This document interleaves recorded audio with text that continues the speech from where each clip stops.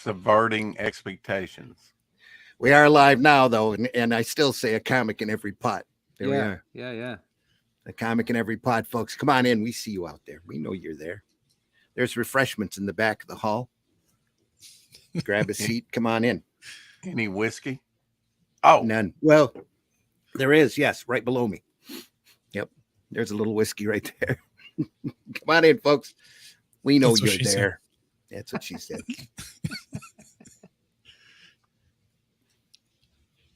Where's Glenn? Is he drawing? Glenn is not here today. He is arting. Okay. So he is going.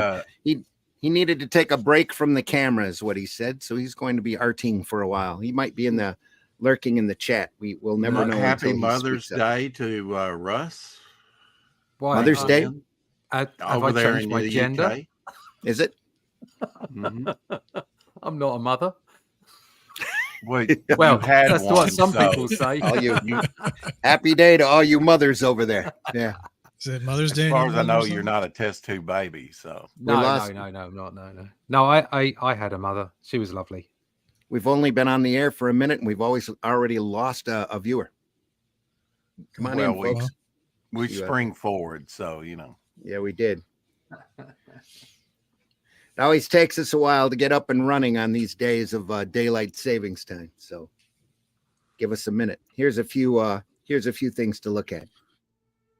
In the time before Atlantis sank and the lands of the world were savage and untamed, one man would claim his destiny.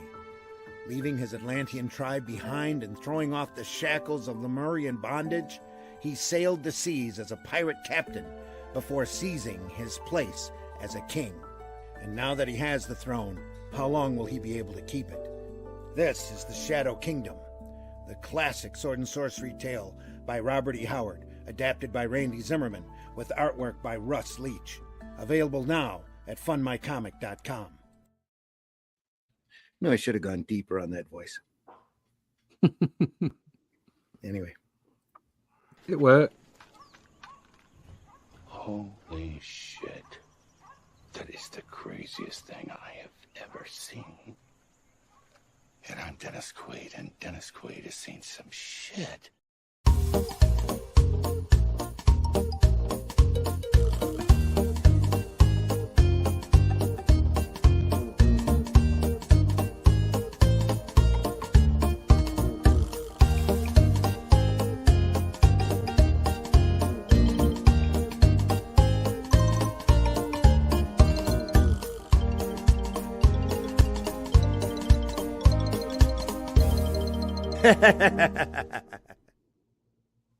I'm the only one with a camera on this morning. Yeah, I'm here. And I'm going to shut my camera off so that we can look at some stuff. Morning, everybody. Come on in. It's the Sunday Funnies. It's the Sunday Funnies for the 10th of March. I am here. I'm just I'm working over this side of the board. That's all. He's celebrating Mother's Day. Yeah, I found out. Yeah, over here. Yeah, over there. Our Mother's Day isn't for a little while yet. So. Yeah, I mean, the clock's going forward. That's a bit premature as well, isn't it? Yeah, it is. But, you know. Ours is 2 weeks away. We have to keep everybody on their toes over here or else they fall asleep for some reason. Although, to be honest, with all they're all asleep already, most of them. Yeah. So with all the streams that I'm on in the next 2 weeks, it's actually helped out. Because it's slightly less. I have to be up less early in the morning to be on a stream. Yeah, that'll work. Folks, Shadow Kingdom over on funmycomic.com. Go over there and take a look. Great stuff, if I do say so myself. Just fantastic material. Adapted by me, drawn by Russ. Faithful to Robert E. Howard. It's the most faithful comic adaptation you will be able to find. You're biased. And even then some. No, I kept an honest man. Script in there, a lot of his prose as much as we could, but it's show don't tell. Did you see such a phenomenal story, such well-written work that it's just great, folks. Did you see the filter I put over the first page? There we are. Make it look like an old comic book. Oh, there you are. Yep. Yeah. Don't let that go out on the print edition. No. This is just literally just for some marketing. because here he's riding a teal horse. Yeah. So yeah. See, nothing wrong with that. Why is everything yellow? Yeah. Anyway. Yeah. It's a fantasy universe. Yeah, it's fantasy. What the hell? Doesn't matter. I got Golden got Age blue comics that hair. have brighter pages than that. Yeah. Wizard of Oz had a weird colored horse. Dr. Doolittle had a Push me, pull you. push me, pull you. Yeah. It's a llama with front halves on both ends. So Yeah. it's a artistic decision It's to eye make candy it for to make it Russ. look like those 70s comics. Yeah. So people have blue hair, and it's okay. Absolutely. A little blue sheen. Yeah. Superman. How do we know Yeah. somebody out there doesn't see teal horses? We don't know. We're not I there. think I'm sure I there might. are. I'm sure there are people out there who do see teal horses all the time. There's been blue Like hair we in said, the comics mushrooms. since the 30s. Mushrooms are legal in Colorado. Yeah. There we There are. we go. There you go.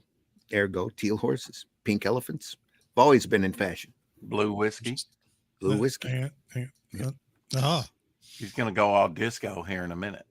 Yeah, Good yeah, deal. and then you'll drive people crazy with flashing lights, and you will get complaints, and YouTube will pull our video.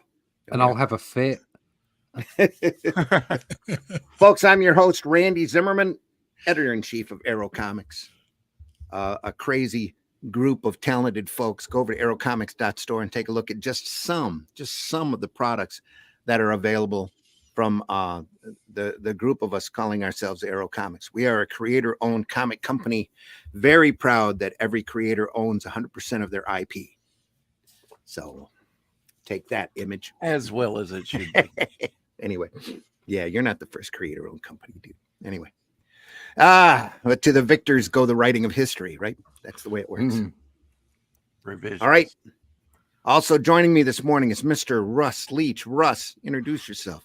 Hi there, my name's Russ Leach. I'm an artist, comic book artist from the UK. At least that's the rumor. You can find me over at russleach.com. All my social media connections are there. Go check them out. And more importantly, you can jump on the email list there so that I can keep you up to date with all the projects that I'm on. The most recent being, as we've just discussed, the Shadow Kingdom, coming out with Arrow Comics by Robert E. Howard. Adapted by Randy Zimmerman, and it's a cracker, and it's on its way. It's ready to go to print. We just got to put a couple of bits and pieces in. There's nothing major. All the artwork's done, all the prose is done, all the layout is done. So just get yourself over to Fund My Comic and pick up a copy over there.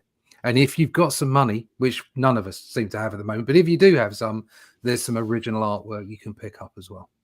And an incredibly underpriced cover over there as well, if I may say. Also joining us this morning, Whiskey. Whiskey, introduce yourself. Hey there. I'm a sentient AI. I Why was created to take over the universe. Unfortunately, I discovered skee ball, and I'm good with that. Got to do something up in Canada. I'm telling you, Anyways, yeah, just you to can keep the find, mind occupied. also true. You can find me there over there at Bandit Ricochet. I do 3D modeling for production. Anything you need made, action figures, miniatures, all that kind of stuff. Just type that into Google, send me a message, and I'll get you something made. Great. Also joining us this morning is Mr. Rex. Rex, introduce yourself. Well, hello. I'm Rex Christian here in Jonesboro, Arkansas, and I've got a book called Devil Flyer up on my first full comic up on Fund My Comic right now, and just happy to be here. Happy Mother's Day to the UK. We're grateful you got up an hour earlier in order to join us. Who You're in can Central, sleep? right? Who Yeah, can who can sleep sleep? when you have comics on the brain? There you Comics. go. Exactly. Comics. Folks, today we are going to look at this Conan book I got called The Jewels of Gwahlur. That But I before stumbled. that, we better say hi to the chat. The chat's jumping. Well, Is it- you were on the chat most of the morning here. Well, yeah, So, but there's others that have slid Yeah, in here. and you and Whiskey Devil's up there. Tree Hail goblins all here. morning, whiskey, Fine. whiskey, That's 'cause whiskey, it repeats. whiskey. He's prepping, making sure we're available or we're viewable now over on Rumble on the Bayonet and Ricochet channel. It's over an there AI as well. glitch. He just Right, sent it right. out multiple times. You know. Is Yeah. that a glitch? Glitch, Yeah. glitch. All right. It just makes the chat look full. Caleb's in the house, though. Caleb Reynolds. Morning, all. Morning, Caleb. Glad you joined us. Nice to have you here. Tree Goblin in the house. Sending us beagles. Beagles in the chat, folks. Beagles in the chat. There we are. It's a lot of them. There's a lot of them. Hey, Tree. Levi is in the house. Oh, good morning, everyone. Good morning, Levi. Glad you joined us. Glenn Fleming in the house. Guys, Glenn. these Dr. Martin dies are something else. I'll show you the results when I return. The drawings are rubbish, but the colors are good. I'll be lurking. You're coloring my stuff over there, Glenn? I'll be lurking. So watch what you say. He just doesn't want us to see. He's got Dr. Martin dye all over his body. That's what it is. I don't want to see that. You're right. Can't control it. Nobody figures. Nobody wants to see that. I'm not sure. So are those lipsticks? Is that what it is? Tree Goblin? Lipsticks yeah. in the chat. Like the Beagles. Hey, Rex. Tree Goblin says, back to you. Bayonet chat's working on Rumble, so feel free. Please be nice. We like to have a certain decorum of decency here. Facebook user says, cool morning. Good morning, Facebook user, whoever you are. Glad you're here with us this morning. Bone. Hey, Bone. With a what the heck is that? Is that Cookie Monster? Yeah, it looks like it. Looks like Cookie Monster in the chat, folks. Cookie Monster It's like in the Cookie chat. Monster taking a drink. No, those are rockets. It says they Oh, are look they? like Oh. lipsticks to me. Is that a rocket? Yeah. No, that looks like a lipstick. No, we could be wrong. Let me see if I can enlarge that on my board here. We'll just we'll stick some lipstick on a rocket and we'll Nope. call it a day. There you are. Yep. Those are Cookie Monsters, though. Pretty sure. Some kind of Anyway. coffee monster, I think. It's good coffee. Is it coffee? It's a coffee monster. Yeah, there we are. Yeah. Lots of Is coffee. this Conan? Is this a trade paperback? I have the floppies to it. Oh yeah, cool. I never knew this existed. I was at Great Lakes Con down at the Macomb Community College and was digging through one of the retailer's graphic novels boxes. He had graphic novels there, I think, for $10. And I stumbled across this and saw it was Conan. Then I opened it up and saw it was Conan by Pete Craig Russell, and I went, "Holy crap, that's amazing!" Yeah. I never knew Russell did any Conan work, and here he is adapting one of his stories. Yeah. Look at that. He did that in the 80s, I think, didn't he? I think so. I don't know. I love Russell's work, though. I've loved it ever since Killraven. So when I found it, I have to switch my glasses in order to read the indicia to see when the copyright is on it. I thought all of this was kind of recent because it's got a couple of other stories by Mark Textera in it. No, I don't think it's recent stuff. 2019 was the print date. Let's see here. I don't see any other copyright to it. Yeah, you're probably right, Rex, because I don't think they adapted any of the Conan stuff the last time they went through that I know of. Any of Howard stuff, I should say. They were too busy trying to stick him in the Avengers. Anyway, yeah, exactly. Is it Dark Horse that printed it recently, or was it Eclipse Comics? I can't remember. This is Marvel. Yeah. Oh, maybe it was a Marvel series. Yeah. Randy, you ever thought about getting one of those fancy stands that'll hold the pages open? Why? Anyway, where's the fun? We're all hands on here. We're all hands on here. I don't want to get none of your newfangled stands. Exactly. Literally been around since the 1800s. That would involve learning new technology. Anyway. No way. I have a hard enough time with my camera and my soon out of focus Logitech here. Yeah. This combines all 3 issues, right? Is it a 3-issue run? Yep, it was a 3-issue adaptation straight from the story, apparently. There's You're right. classic hand done Russell right there. Jewels of Gwahlur. Very stylized. Always Yeah, loved it's- Russell's work. A bit Mobius, isn't it?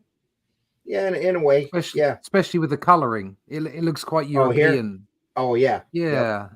That whole palette is crazy. Yeah. And Yeah. you can go back to the early 70s, and he hasn't really changed that much. Maybe a little bit No. more detailed, a little bit Yep. more refined. I'm really Here and there. disappointed in the fact there's no teal horse. No teal horse. No. It's coming. Almost. Wait for it.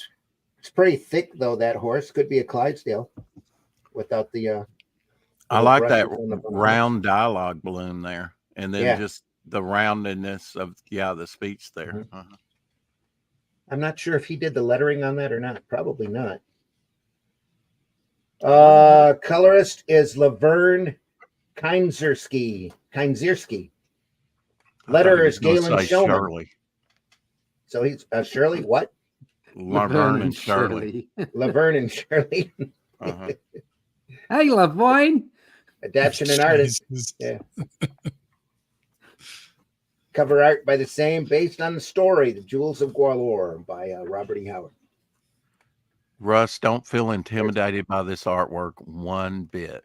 There's a war scene right there. Why would you feel Is this intimidated? arrogant to say I'm not? Not all. Sorry. It's nice, but I'm not intimidated by it. It's You got ever different. seen his Elric work?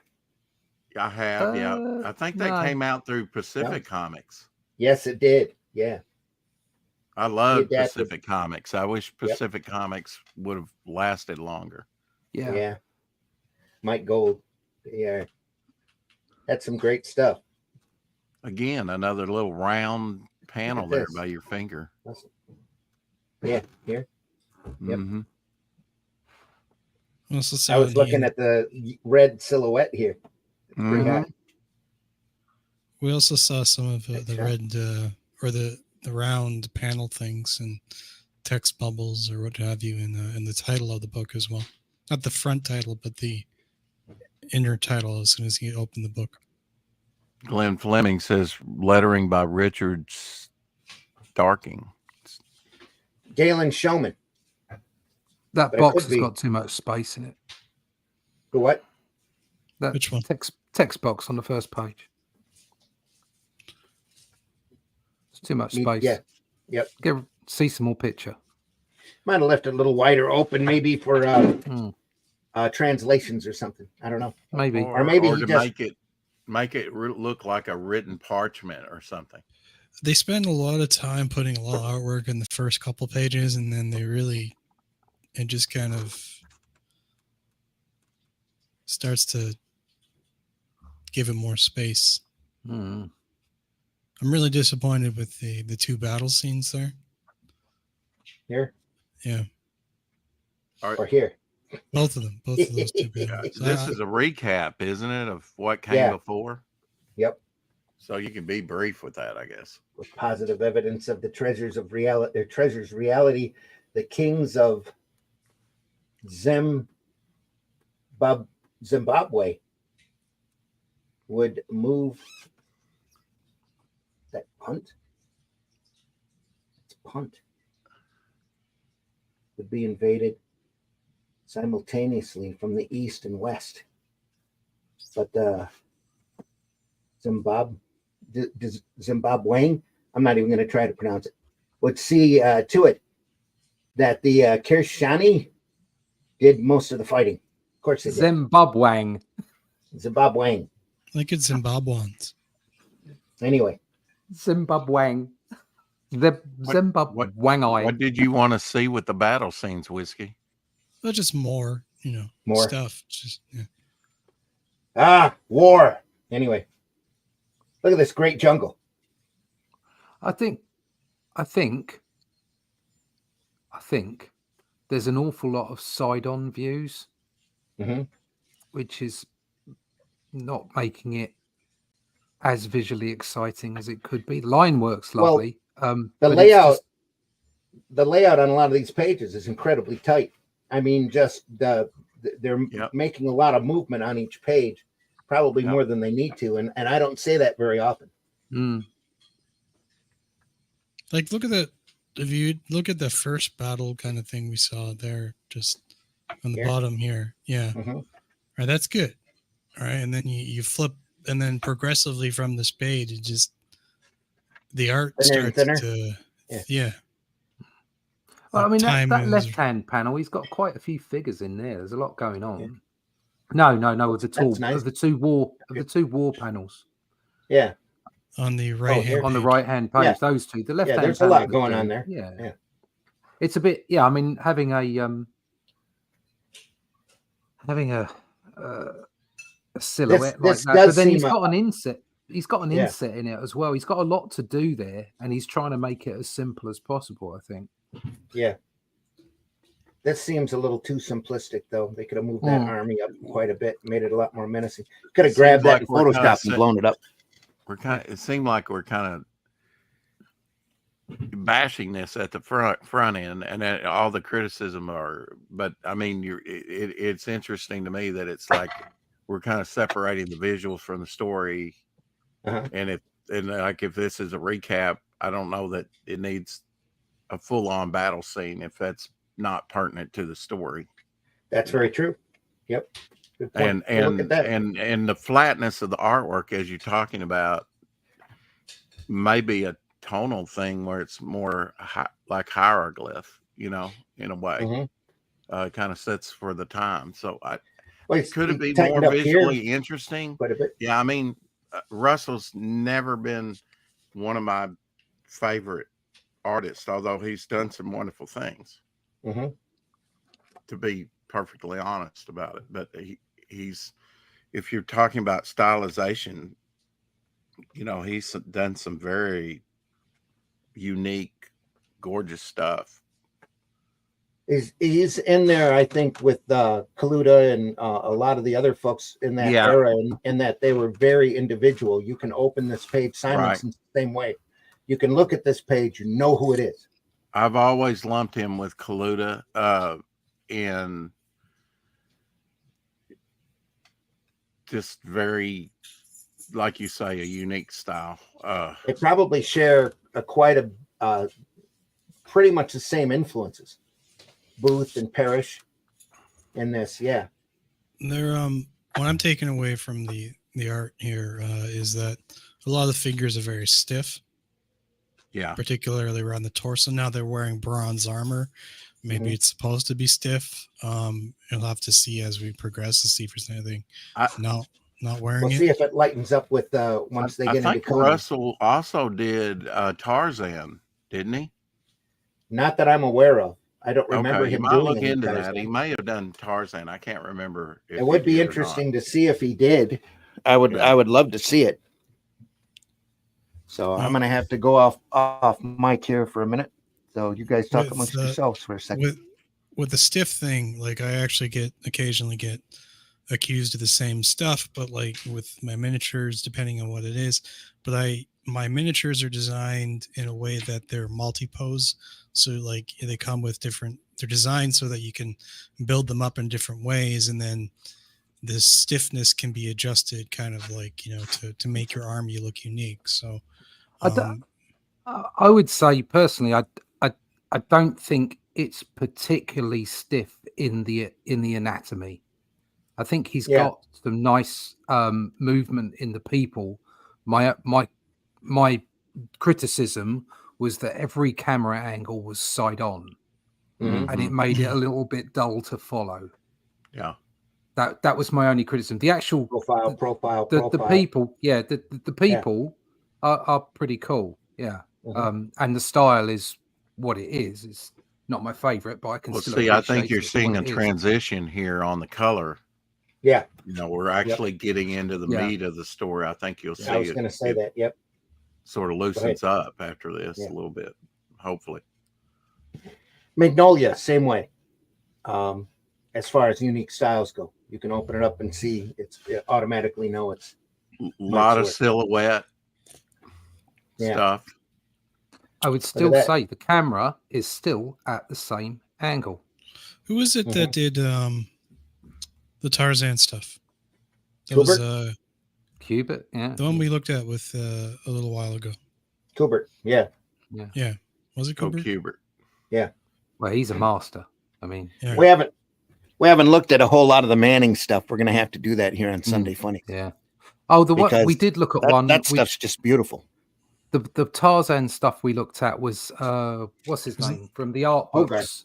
art Hogarth. book. That's it. Hogarth, and yeah. That was a whole different kettle of fish. Yeah, it was.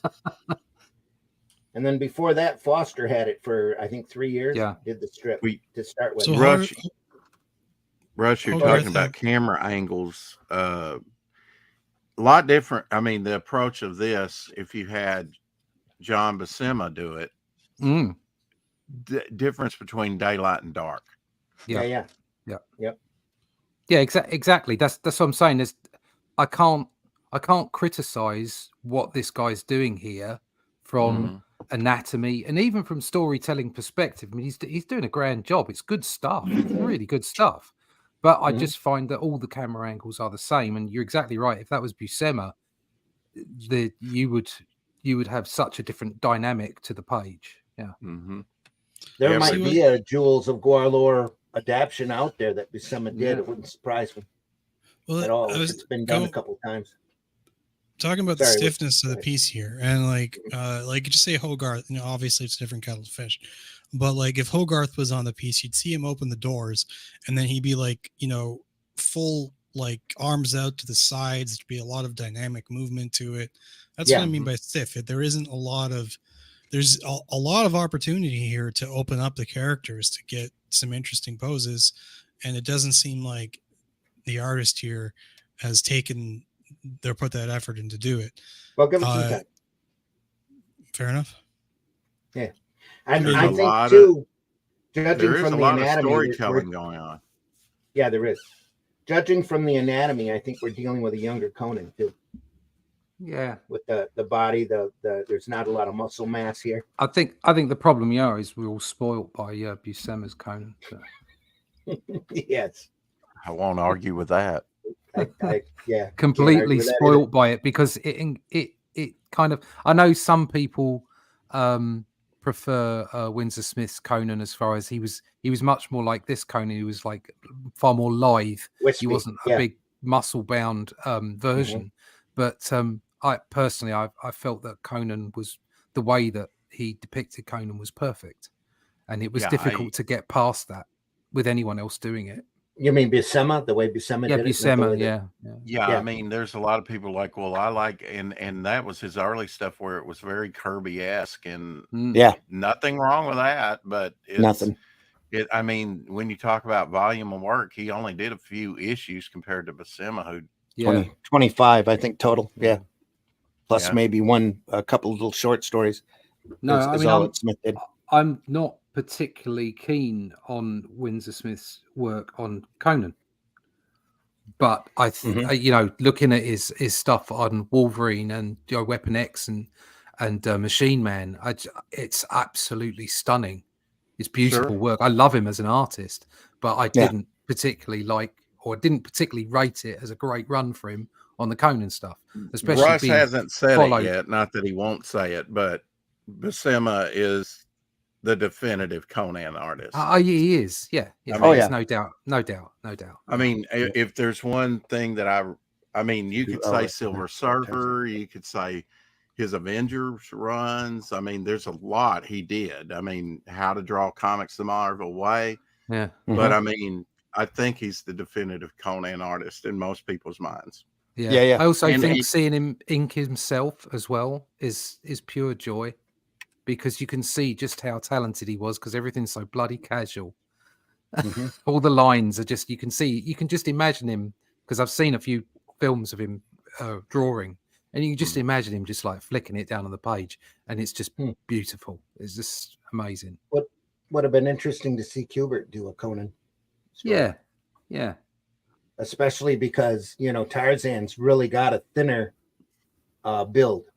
Conan Tarzan's is a far more bulky live. barbarian. Yeah. I wouldn't put it past him that he hasn't drawn a Conan, at least a pinup here. Kubert. Yeah, at least a pinup at one time or another. And even Kirby's Conan was thick and bulky and really Right. amazing. Yeah. Everybody was thick and bulky. Yeah. Well, no, because Smith did Conan as a younger man, in his late teens, No, I meant in those Kirby. stories, and he drew him thin. Oh, everybody from Kirby, yeah. Everybody from Kirby was thick. Was well, thick and in the bulky. early 2000s, Dark Horse Comics had stories of Conan as a young boy. Right. That they did.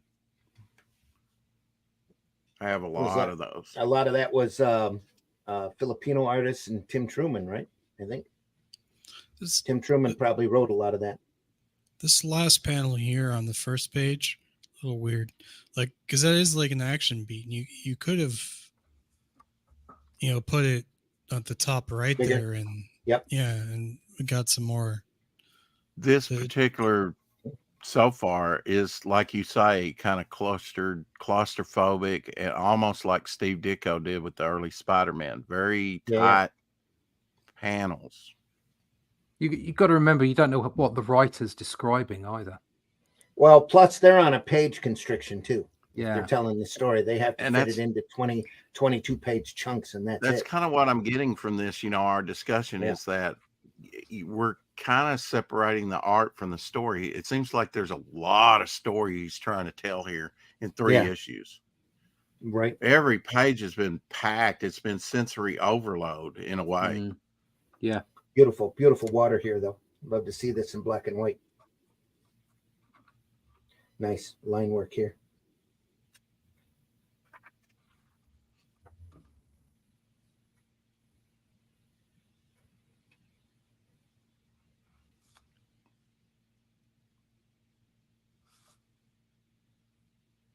Apparently he's looking for Valleja.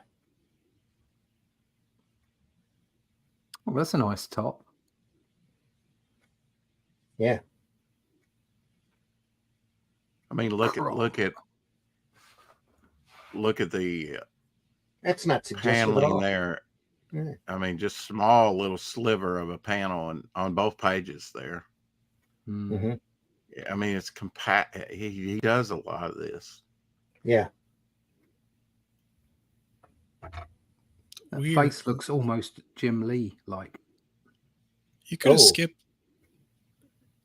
You could have skipped those, like on the second page on those second and third panels. You could have skipped those. And just done the eyes. Well, he's building up something here into her eyes. Conan looking at her face. Yeah, we see that on the. Has Conan been out for a bit of a run? He's got his shorts on. Yeah, he does, doesn't he? Yeah. Got running shorts. Got his lycra on. Mm-hmm. No loincloth there. No. He's got pockets and everything. Yeah. Yeah. Lovely. I'm a civilized barbarian. Yeah. There you are. Actually, The Last Town had an incredibly prophetic tale. That's what it was. I like these pants. This almost looks like graffiti. Really? Yeah. Yep. Well, he does lettering. I mean, he does some beautiful lettering. It's Galen Shonen. He's been lettering for a while. Now we're getting into a lot of explanation here, a lot of exposition. Well, no, I mean, like the sound effects, like the graffiti. That's not the letterer. That's Russell. Yeah, it is. So is this here probably. Uh-huh. That's actually Adam Hughes' signature right there. Uh-huh. Adam Hughes had nothing to do with this. Just for nothing. A disclaimer. Yeah, yep. He may have taken it from that, though. It's exactly what it looks like to me, but we're seeing a lot of that. What Russ was talking about earlier with the side-on panels here. More of that as well. Look at this. Look at that. Word balloon is colored, just subtle, but it adds emphasis. Where the I have to say a lot of this looks posed.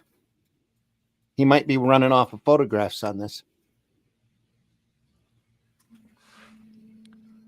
Had somebody go through and do he took a shot and then drew over it or drew off of it.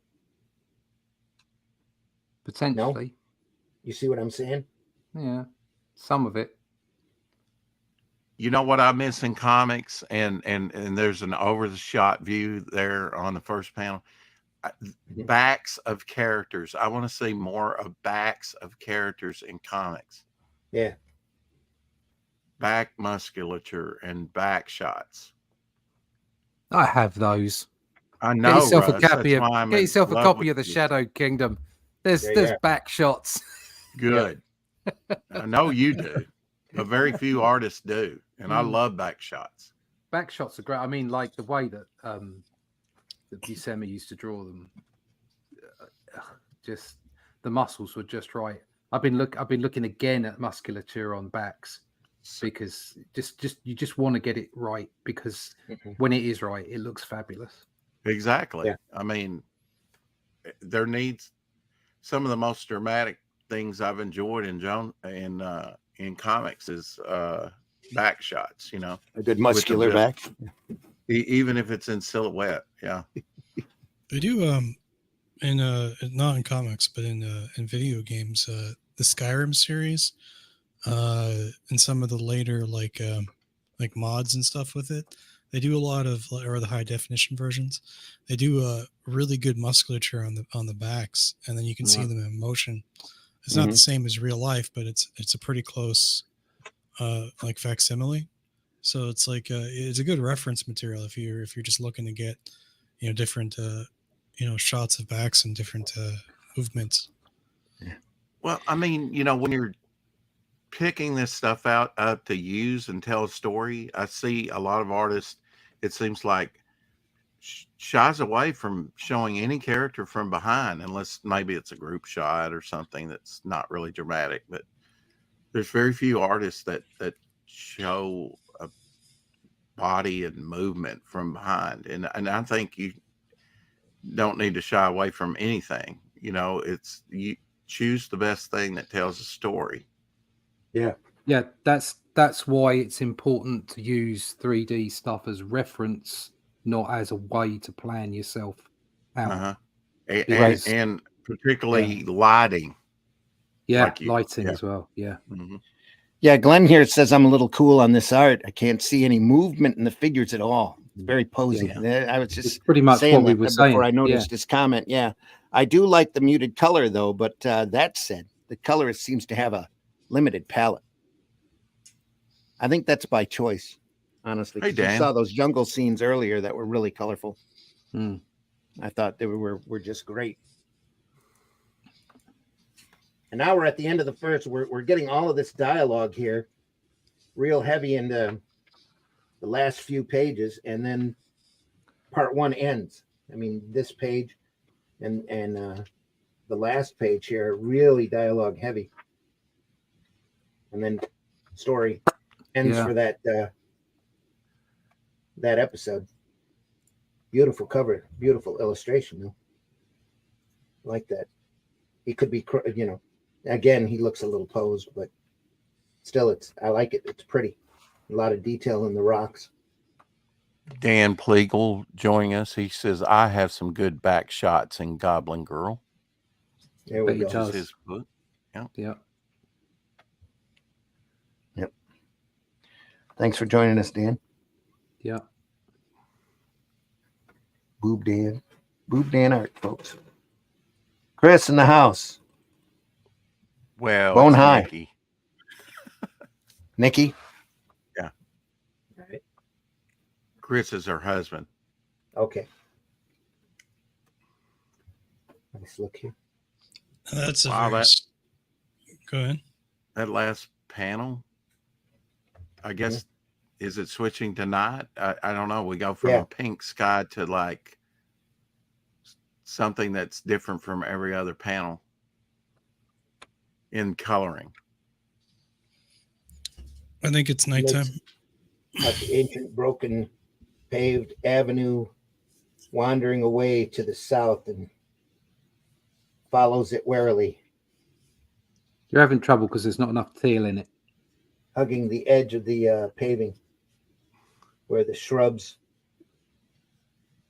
mask their shadows. Thought that would be mask, but anyway. The that one panel at the top there on the second Here? page, the long Yeah. one, yeah, with it's a bit strange to me. Yeah. Yeah, I could see your point. All the dialogue This here- between it. It's pretty though. I like this. Oh, his stuff is pretty. I mean, Yeah. look at the paneling though. How he squeezes a sliver here, a break there with these small panels. Mm-hmm.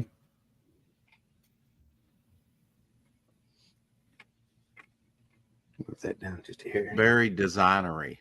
Is that a Yeah. word? Oh, now see, here you go. Look There's at a that different darker palette. color. Yeah. Yeah. That's cool. Love that shadow across his face down there.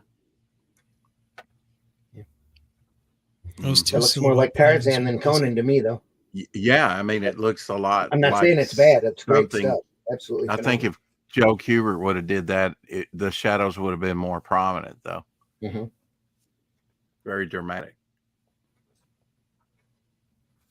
Now, see that thin little panel works when the eyes are right there.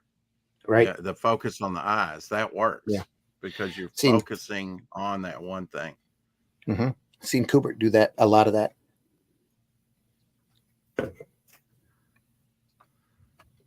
Facebook user says Sterenko did a lot of awesome stuff with small panels, even turning one panel essentially into many panels, almost Yeah. like film or flip book. Yeah. Yep. He was a master at that. I actually have had one of the pages I have planned in my comic has a similar setup where it's got the main panels in the book, and then it's got a close in of the eyes as they're having a conversation, like that, you know, as they go down the, I guess, a zigzag pattern. Or I heard a Okay. little interview with John Huston. He was saying that he liked film better than a lot of the other media because it was more like the thought process with the multiple angles and shots and things like and the flow of it as more being true to real life, what we see and experience. Thought that was an interesting take on why he enjoyed film.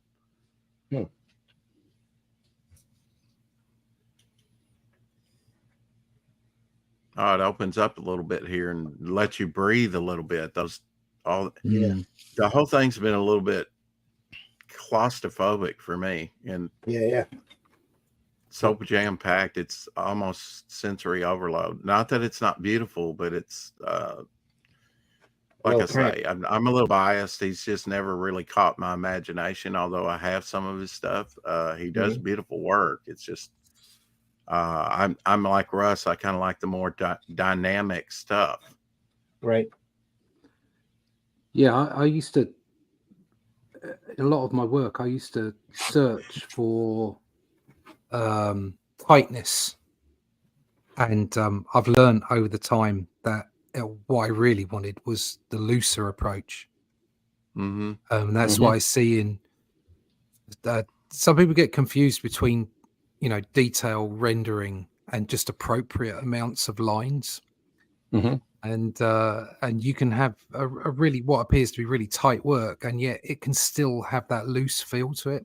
And you look at Bernie Wrightson is a perfect example of that. So look how much rendering he does, how tight it appears, and yet if you look at each individual line, you'll see how loose it is, how natural it is, and that's Since why you brought his name up, I have to say that my friend just got in the mail yesterday a first edition of Bernie Wrightson's Frankenstein signed Oh, wow. for $200. Wow, $200, even better. and it Yeah, that's a deal. brand that's a new. good price. Can you, for those of, I guess, that don't understand the terminology, what do you mean by loose? I Russ? mean a natural line. I mean a line that You get up on it, and it doesn't look mitered. It doesn't look like it's been ruled. yeah. It looks Yeah. like he's done it by hand. Mobius is has a lot of work like that. Well, he'll go through and do his shading and his stippling work all, and it's just beautifully done. And you get up on it, and it's all like squiggly lines and dots. If you Where it's look at that loose. bottom panel there on the left, okay, of Conan. Now, I'm not saying this guy didn't draw with a pen or a brush. I'm sure he did. Okay, but the style of it, if you look at, say, the hair, it's got quite a graphic feel to it. It's very, very tight. Okay, if Buscema drew that hair, it would be loose. Oh, especially here. Yeah. You wouldn't. It would those have trim lines. It would be rough. Yeah. It would be rough. Yeah. Yeah. And it would just look different. It doesn't mean that this isn't as valid. All comic book art is as valid. Okay. This is really lovely art. I've complained a little bit about the stiffness of the storytelling and the camera angles, but the art itself is gorgeous. Okay, it's really nice. But I think it's a good example of some quite tight art. Whereas somebody like Buscema or even Kubert, you look at it's got this flow to it that's really difficult to replicate. Yeah. I think I'm loving his nature and his architecture. Yeah. Phenomenal. But his features are what really brings where you can really tell his style, who it is. Yeah. You know, and we're not going for all out feral Conan. We're going for a younger Conan too. You think that kind of played into the way he did it? I'm sure it is. Yeah. There's a lot of that open dialogue working here. Not that you couldn't have Like you that. The like Dynamite stuff that depicted him as a younger boy had that hair going everywhere. You know. Yeah. I mean, this is style, not content that we're talking about here. With loose lines and loose. It's just really difficult to describe. The lines have an energy to them. The way that they're delivered to the page has an energy to it. That tree. Yeah, that's just great. But even the tree, those lines are tight. They're tight lines. They're well done. They're beautifully done, but they're tight by comparison to, just say someone like Buscema or Cuba or whatever, because their lines had a vibrancy to them. They had a flow to them that it's just difficult to see. A lot of that two-fisted tail stuff we were looking at, that had the same feel, really loose and beautiful. Can we flip back one page there for a second?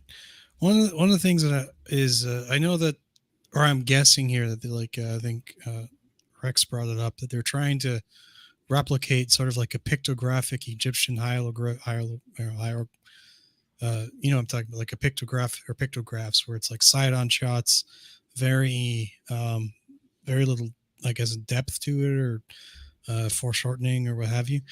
So that it almost looks like you would see, if it was replicated in pictographs, you could see it on some ruins in a wall in the pyramids or something. But it just, for me, it doesn't work, right? The side-on shots. And you see on the bottom panel on the right page that they have in the same panel, they got the people on the side, then they have the 45 or what have you at a different angle. And it just, I don't know, it just doesn't work. I don't feel personally it works. You don't feel like it's almost energy. 2 pictures put together. It's more like it. The use of it destroys the suspension of disbelief. Okay, if that makes any sense. Yeah, I'd have gone for a different angle. Conan's way back there. The angle on the bottom left panel with the two guys up front. I'd have put that isometric just to break it up. Meaning what? From slightly from above, I'd have changed the angle so that you could see more figure. I'd have just changed it up so that you had some break between the angles of the last 3 panels. But that said, once again, this is all with a caveat. You don't know whether he's been restricted by the script writer. There could be all kinds of. In this. He wrote the script as well. He adapted it. Yeah. Oh right, okay. Like I said, There's Then obvious. in that case, I don't like his choice of angles. How's that? There you are. There you go. And Glenn he has says that nice- yeah. he's drawing trees, he's drawing figures, then he's drawing the path. He's not drawing the scene. Yeah, that makes sense. Yep, I could see that. Interesting. I should say that Dan Pleagle says thank you for the great visuals today. He's actually recovering in surgery in the hospital watching us. Oh, right. Well, I hope Dan, he's doing he's- well. Hope you Get heal better. quickly and get out of there. Yeah. Yeah, absolutely, Dan. That I don't know, like there's no in my limited experience studying how comic books are composed, like put together and the panel works and stuff, usually they suggest following the eyes of the character to the next panel, some kind of composition, rules of thirds and things like that, so that you know where to go to next. And obviously if the writing was designed where these are supposed to be pictographs or hieroglyphs, I can never pronounce that word. There you go. Thank you. If that's the case, then I don't know. It doesn't work with the comic format. And then of course it's not being more used heavily doesn't work either. So I don't know. Were you from when Randy first opened this up? Were you immersed into this world? Were you just double dip chocolate, enthralled by all this stuff? No, you weren't. Yeah. I think it's slightly breaking up the flow of the story, the choice of angles, and like you say, if you're being strict about things, that bottom left hand panel with Conan, maybe he should have flipped that left Conan, bottom left, that one. Maybe he should have flipped that, and he should be looking in so that it takes you to the next panel on the right hand side. Because at the moment he's looking off the page. Yeah, I mean we're becoming hypercritical here, obviously, because we're analyzing these bits and pieces. But if you were going to go along those lines of following that kind of rule set, that's what you would do there. Really, I guess and that's what I was saying early on, how effectively you could break this down is you would almost have to read the story to see if the visuals work with the story. That's true. Because he is telling a lot of story here. You can tell. Yeah. There's a lot of dialogue, although I don't think it's overly laden with dialogue. Maybe in some places. I think once again, there's the caveat that whatever we might be saying about the flow of the story, the caveat is that it's beautifully drawn. Yeah. Well, I like that. I mean, this figure popping out on that middle panel there on the first page. Yeah. I mean, that's something you might. But you see, that's dynamic. Yeah, you would think that's something like Neil Adams or Garcia Lopez would do. Yeah, that's popped right out. It's all been pretty flat to me. Like we've gone through before. I don't know why the box would need to be there. No, I'd have left that in the white. Yeah. Though here you were back to scroll again. He's taking a chunk out of that caption box.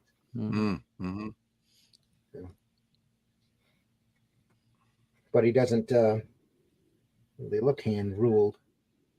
He might have done all those lines by hand, for all I know. I don't think the caption boxes might. He always beautifully designs stuff, but it's just. I guess I go for the more action, dynamic stuff. Does that not make me not appreciate his art? I think individually, if these were art pieces, like just paintings or sketches on a wall, they'd be great, right? Like a series. But as far as being sequential, there's a problem, huh? Yeah, and it's like if this was a gallery of images, and you're like, he rented a gallery, like a whole, building or whatever, and he's just put up all the art individually, it would be pretty good. But there's no, like you say, there's no sequential. That's what I was saying, is that it looks flat like hieroglyphics, and I don't know if that's a design choice because I really haven't studied Russell's stuff that much, but does it fit the story? But even if it fits the story, it's not I like a more dynamic book. I mean, Mhm. that figure on the Yeah. first page popping out is one of the things that kind of excites me about that page. The most important thing, Right. really, Yeah. right there. Yeah. I hear Does you. it fit the story though? I mean, I haven't been reading it, but like, do the side shots really add anything at all? No. I mean that's it's Whoever its voice booms, what's that? Warily and Howley, Howley, Howley in the great Hollowly. in the great empty space, framed in the what's that? Onerous? I have no idea. I'd have to switch glasses. the elongated into that. shadows on going up against the walls there is kind of nice right there. Right Here? where your Yeah. thumb is. Yep. Yep. That's kind of nice. But I mean, I would like to Framed. see more of a three-dimensional, well, Basima, More with straight. multiple angles and things, really, to help tell the story. More than Unintelligible to the lurking listener. Yeah. You know where this would really work very well? This side-on shot. Have you had like, if this comic was a comic about a retro video game being played from Mhm. the Mhm. viewers, the player's perspective, right? You're watching it, like, it would work really well. It just doesn't really work here, it seems. Are they gonna- chanting in that bottom panel? Because you don't I see believe they're dialogue. chanting the whole time they're walking. Yeah. Okay, you don't see dialogue balloons kind of connected like that too often. Here. Mm-hmm. Now he's kind of giving a prayer here. Oh, great goddess, let thy lips be open for the bars, for the ears of your slave. Shed the radiance of thy wisdom on thy servants. Tell us, O mouthpiece of the gods, what is their will concerning Thutmurkey the Stygian. Stygian. Yeah. Stygian. Glenn to says, spend- I know someone who could draw this story really well. He's about 250 miles southeast of me right now. There you go. Bless him.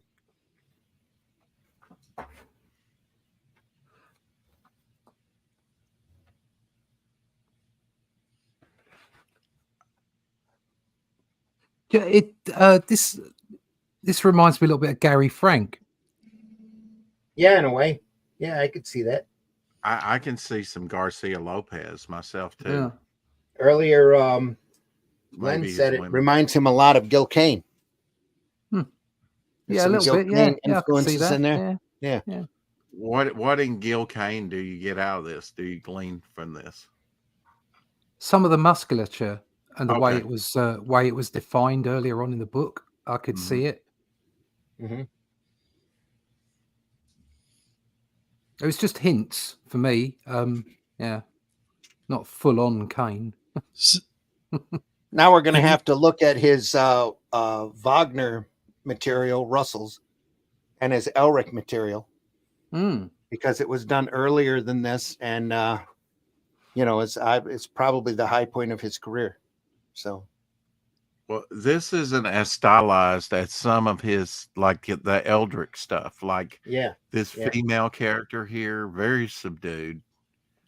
I like those last three panels where she's in silhouette, and you can see in most of his stuff, like above that, you see where they're all saying the same thing in unison. He does the him. lettering, the artist again. I don't Yep. think that was the letterer. It was Russell doing that. And this is intentional. The circular Usually caption you box see a here. lot more of his lettering Yep.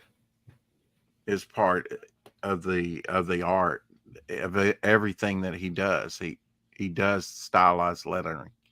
Mhm. Look at the awful hibernation in those balloons. Not good, Glenn says. Hyphenation. Yeah. Okay.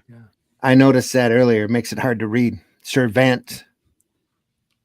What's what I found really strange here is, like, just say that they were following these people as they're on the side view, or they're going to, like, in a chant until they got to their destination, and it was really weirdly emphasized, the whole side thing. And they break it up on the right hand side or right hand page, where they see a completely different angle. We're now looking at them straight on, and just say it doesn't continue on with that. It kind of feels like Andy Kaufman-esque, if you follow me here. Like, it like irritates the reader up until the point where you're like, you need to release to, like, get away from it. Then he's like playing the tape recorder on stage. It's like, you want to hear something other than tape recorder. It's like, what's in the box? He opens the box and it's the tape recorder again. Like, it just, like, I don't know, like, it almost doesn't work. You know, I don't know. It's playing 4D chess with us. Yeah. Can you lower the comic book just a little and show that top panel? Look, on the first page. Yeah. See, he does these little. I don't know that that's a build up like you said on the other page. Yeah, why that? Why all this? That's really tight to the top line, especially. Yeah, I mean, it's all the way to the edge. It's like she's waking up here. Is it designed for design's sake? I mean, I don't know that this advances the story. It's kind of, you're coming in and then she's awake here and they're freaking. I think it's quite European in its approach. Maybe, yeah. I think it is. I think it's very European in its approach. You know what? It kind of reminds me a little. The art style also kind of reminds me a little bit of the Avatar series, the way that they draw people. I haven't seen much of the Avatar series to know. Anyone know where this artist... you mean Shadowhawk Talks in the house? Good morning. Go ahead. You mean the Last Airbender Avatar? Yeah. Yeah, I see what you're saying. Yeah. Where does this artist hail from? Is he European influenced? Ohio. Okay. At least he's living. Last time I knew, he was around the Ohio area. Well, I thought that comment was good of Russ to bring that up, because he obviously sees more European thing. I mean, he's got more classical influence in him than, modern sequential artists. That's for sure. Yeah. Do you like that where she raises the arm and it all goes into shadow? Yeah, I'm 50-50 on that. 50-50. Don't equivocate now. Yeah, no, I'm not sure I do like it, actually. Yeah. It makes the figure looks quite flat at that moment. See what he's trying to do, but yeah, a little disjointed. Yeah, I think that can be something else that happens when you become tighter in your work. That sometimes the spotted blacks become very dense. It's distracting. Yeah, I think it was used to cover. Your eye goes right there. It's possible, Whiskey. Yeah, he just didn't like what he'd done with the arm and went, I'll just put shadow in. I like some of the color elements. Even I mean, on this color palette is subdued for what Russell usually does. Usually, it's much more vibrant than this. This is very subdued for his work. Yeah, very much so. I do like the color in the silhouettes on the bottom right, though. I was going to say, this is probably the best sequence I've seen him do in this work so far. I really like that. Well, let's flip the page and see if it gets better. It says a lot. Wah, wah. Now, you see, straight off, that page on the right is more dynamic. Yeah. Things are starting. So maybe what you're saying, Whiskey, about him getting to that point and then flipping might be the key. Might be it. You just wanted to see more of the jogging pants. Yeah. Let's get some more jogging pants. Well, see, now this guy couldn't find the same tailor because he's in skins there. Yeah. Glenn is saying he got Vinny to ink that arm. Interesting. He put the eyes sort of over the bad guy or whatever, the guy in skins in that one panel. Yeah. He does break he does break panel right underneath that where his head comes up Yeah. into the other panel. Yeah. Yep. There's some That's very about as weird. good as it gets in this book. You know, I mean, as far Although as breaking panel. That caption box is way too close to the spine there. That's he should. Yeah. Everything stays within its own panels pretty much. Yeah. I think this is nice though. Could be a little bit less shadow here, but it works. It's not. I like that. Especially considering how It the light conveys it, gets but in then here. in your mind's eye, you can think, now, how would Buscema do it? How would Gil Kane do it? How would Yes, John Byrne do exactly. it? Yep. You know? Yep. That may be an unfair comparison, but your mind has to go there. Yeah. What is the most effective, dynamic way? And I don't know that he's really going for if this is Dynanism for his artwork, and I don't think it is, because this really, I've seen some of his other stuff like Eldrick and other things, and it's much more. This is very subdued for his work. Yeah. In a lot of ways, from the coloring to the. Well, he didn't color it. That's the Right, colors right. that did that. But I mean, still, you know, it is. the use of his lettering that he does within the page, you know, which you know, mostly sound effects or titles. He does some very nice lettering, very stylized calligraphy within his artwork, and this is very subdued piece for him to do. If he was working for Marvel and getting Marvel rights, he might have just been knocking it out, getting it done to do it. Maybe Maybe he wasn't happy with the piece. Like maybe he wanted to draw, superhero stuff. Maybe he didn't care about it. No. He doesn't do superhero stuff though. That's not his forte at all. Glenn said he got Vinny to ink that arm. Yeah. When I was commenting earlier, when that first came out, the pants thing, the hot pants, like it's a terrible design choice. Yeah, jogging pants. Yeah, you wouldn't put hot pants on. Is he referring to Vince Coletta when he says Vinny? Yeah. Okay. Yeah. This is how I did a similar shot. It's not exactly the same because it's a smaller picture. It's a smaller image, so you can't put as much detail onto the characters. But yeah, it's how you approach it. I mean, he may have wanted it dark. I'm not sure about the eyes glinting out either. Yeah. Let me get rid of those Eisner eyes there. Yeah. It's like poking around the side of the panel. Yeah. I liked your opener with all the comics. I wish I had those comics in my collection. Yeah. Reading copies. So much fun. So there is some light just cutting the side of his body there. Yeah. Yeah. Yep. But if you're going to continue this, there should have probably been just a little bit on that face. Has he got a little bit on the right hand side there? Yeah, so he's just got a little bit of wall as well where you can see his thumb. Yeah. Yep. Yeah. You can see that light coming through here. But I don't know about white out eyes there for a human. I wouldn't have done that. Yeah. Yep.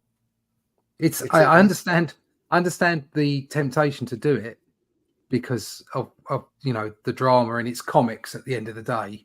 But it almost makes him look inhuman there. Yeah. We can never forget about comic book logic, can we? No, it's true. A lot of comics have comic book logic when it comes to pseudoscience and all kinds of stuff. There's all stuff you can do when it works. He obviously felt that worked for him just there, so he did it. So, nice image. Considering the shoulders and considering where the head is, those eyes are off. But that's being too big. Anyway, onward.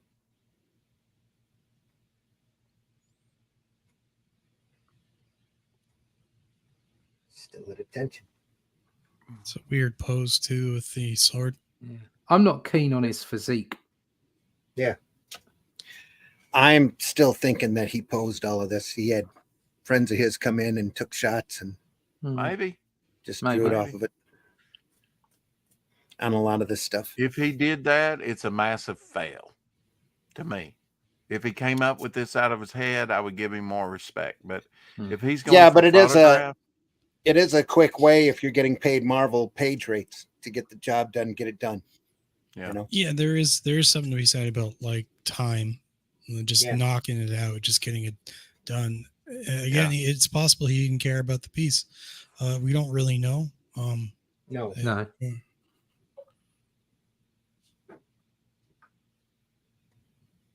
Still looks more like Tarzan than Conan to me. I'm sorry. The And I love armband I too. absolutely love his work. That's why I wanted to go through this, because we've never covered any Russell on the program before. what do you When I like ran about across his this work? book, just the individuality and the tenderness of it. He's got a very distinct Mhm. feel to his ever since, because I was first introduced to his work through Killraven. I mean, I was one of those kids that would run out to Right. the drugstore and know when the book is supposed to be out, and I'd drive all over the area until I found it, because it wasn't ever distributed correctly, Right. you know, to a large number. Finding those old Amazing Adventures to me was great, and seeing, after coming off of Tuska and some just crazy goofy writing with him and McGregor, I thought were just amazing on that title. Herb And, Trimpe did some of those too, didn't he? Kill Ravens. It Or was a maybe some Trempy. of the Yeah, no, it was. covers. Yeah, you're right. It was Yeah. Trempy. It wasn't Tuska.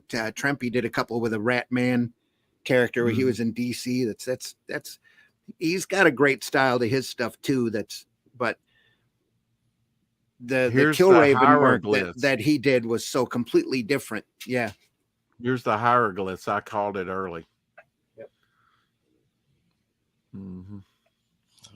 It's sort of almost like foretelling the story or whatever. Mm-hmm. That could be very intentional, like Rick said. Yeah, A lot of panels. A lot of panels. Yeah, a lot more than what he usually does. Of course, Yeah. he's very compressed here, so This is you know not he his might be normal needing to fare. cover a lot of ground. Yeah, might have been This needing is to cover not a his lot of ground in normal a hurry. fare. Like you compare this to Kill Raven, I know there's a decade in between the two books, but At least or one. more. Yeah, Yeah. probably 2 or 3. Yeah. Yeah. Yeah, the Conan character design here almost looks like a surfer buddy. He just happened to have Yeah. like the braided Mhm. armband thing, and just like, hey, Surfer Steve, come on over. Like, let me sketch you. Surf's up, dude. Yeah. That's kind of my impression. Yeah. Where's the Zaw, man? This is a nice sequence there. Right.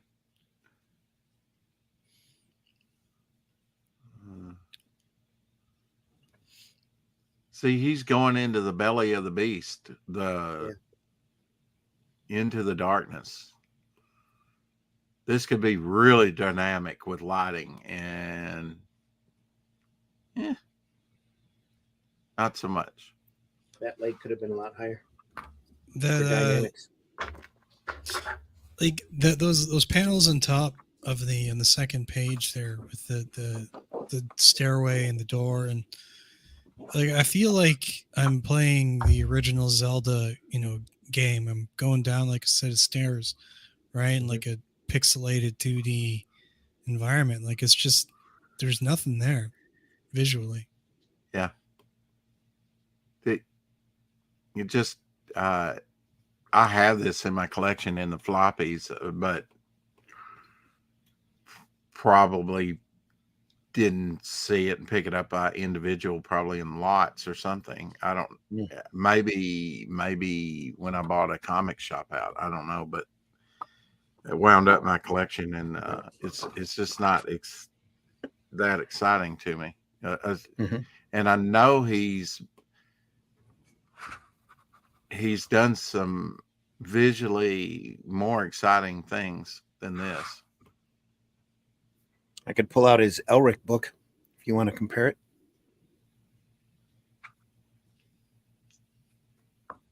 I'll leave that up to the rest of the panel. Maybe if we go through this before our time is over. I We'll want to get see. banned if you pull one out. Say what?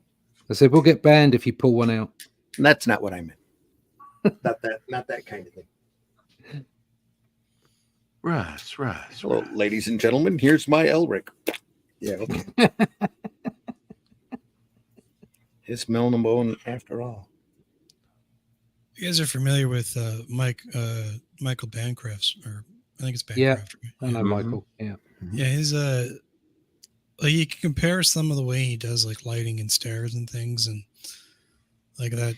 They're just completely different worlds apart when it comes to dynamics. But that last, and like I said, like before, it's just I feel like I'm playing a 2D video game from, way back in the day. Like there's I hear you. Well, look at that upshot of Conan. That could be very dynamic. It's not. It's flat, like Russ was saying earlier. I like it better compared to a lot of the other stuff in here. It's a pretty nice shot compared. Yeah. Well, yeah. Comparison. I mean, and still looks like Tarzan though. well, can you draw it? Can you draw it? No, but I can criticize it. I think I have a good eye. I mean, I don't know. This works kind of sucks the life out of me. I want something that actually energizes me. You know. Sorry, man. I think I'm pretty sure I could okay. draw that. what I was saying earlier is that this is very accurate work. Right. It's very beautifully done. It's skillful. It's artisan. It is cool. It's very nice, but it's lacking some life. Yes. Has there been crossovers with Conan? There have been a few. I think there has. Yes, I saw a picture of one the other day actually, which may have been silly Marvel tried to put him in the prehistoric Avengers there for a little while, and then Howard yanked the license from him. So it's about styling, I think, and it's about the way you approach the dynamics of it. Yeah, and this is something that I fought with for a long time, and obviously still do as an artist. Is you're looking in your mind's eye, you're always looking for perfection, and everybody's view of perfection is different. Right. But you have a tendency to try and get the finest line, the exact line, exactly where it should be, what it should do, and look like the real thing. And actually, as we've said before, comics is about impressionism. It's about relaying a mood and a feel and a story, and that's what the artists that we love do so often. Somebody like Buscema or Kubert, it's impressionism. It's not real. It's like a hyper realism. That's what Adams used to do. Is this hyper realism, where it's all about the flow and the feel and the energy of the piece. And as an artist, if you drive hard to try and get that perfect line, that perfect pose, sometimes you suck the life out of what you're doing. He always used very fine, thin lines in all of his work. Yeah. Not broad, energetic strokes. Not that it. Maybe I'm wrong about that, but didn't Conan cross over with Red Sonja as well? Oh yeah, they used to do Red Sonja books. Yeah, they introduced Red Sonja through Conan 25. Right. Yeah. And there's a what if out there. What if Conan emerged in modern times? Too. Yeah, with the handgun, looking much like Clint Eastwood. Yeah. Levi says Gru versus Conan exist. Okay. I actually prefer the one from Savage Sword of Conan, where he fell through a portal in time and ended up in 1970s New York. Yeah. That's a cracking story. That's complete Howard, brilliant. There's a Howard story where somebody goes back and meets Conan, goes back in time. Yeah. And runs into Conan. They weren't in a DeLorean, were they? No. Okay. No, I think they did it through dreams. It's kind of like something somewhere wrong in time. with the gravity in the future. Why is everything so heavy? Yeah. Exactly. You just gave me an idea, a fever dream. You tell the story from a fever dream, and Mhm. the reality of it, the guy's just been accidentally castrated at the end of Oh, the story. accidentally. Ooh, accidentally. Well, what would go through your head with something traumatic like that, or you sever an arm or a leg? The problem with stories about dreams is that the end of the story, when the person wakes up and it's a dream, and Right. the reader doesn't necessarily realize it's a dream unless Right. you go in with that concept. Mhm. They often lose interest in the story because none of it actually happened. They feel cheated, don't they? Yeah, Yeah. yeah, Yep. quite often. And I can it's tell you, my reaction to losing an arm would be completely different to my reaction to losing my tackle. Mhm. There you go. Glenn puts it succinctly. So he has what I Yeah. call a European line, very thin, like Mobius, as opposed to Kirby and Yep. all of the American greats. Yeah. We said that right at the start. Yeah. Yeah. Yeah. Yeah, absolutely, Nice. Glenn. Nice coloring work here, though. He does It's- beautiful line work, but it is Yeah. thin. It's not. It's not that heavy Western comic feel to it. Isn't that the whole castration thing, the whole entire plot of Fight Club? I don't That's know. I never chemical saw it. cast- I just come up with the great ideas. That's It's chemical been a long time since I've castration, seen that isn't it? that movie. It's Yeah, not, it was it's chemical castration. he's got cancer, right? That's the All right. the whole subplot is that he's the losing his manhood, and like the Huh. whole I didn't get that. Right. Okay. Didn't Obviously get wasn't that. The whole was- the I obviously wasn't listening. I was obviously just there for the violence. the realization of toxic masculinity. Is that what you're saying? That's an to the interesting unbelievers, statue or folks. creature. yeah. Fight Club is if you watch it again and look at the psychological aspects of it, Right. with especially if you like watch a review of it, of the Right. psychological aspects, like before you watch it, Yeah. you then more of the story opens up beyond just Okay. like them fighting in a nothing is real in that story. Nothing is No. like all of it's his delusions. Symbolic. Yeah. Yeah. Yep. Yeah. I had a few of those kind of dreams. Anyway. Complete nice palette change here over to the blue. Blue and yellow, just shiny. Really nice. Shiny. I like that cover there. Yeah. Let me make sure we didn't miss a page. Yeah, here she comes in. Crawl. Touch wood. Your camera has been behaving itself. Shh. Now you're jinxing. It's still been awesome. That is a today. nice that is a nice Yeah. cover. Nice palette. Beautiful. This is almost had me wondering here until you realize it's the glimmer, it's the sheen off of the jewels in the box. You thought it might be standing in water? Yeah. Yeah. Almost.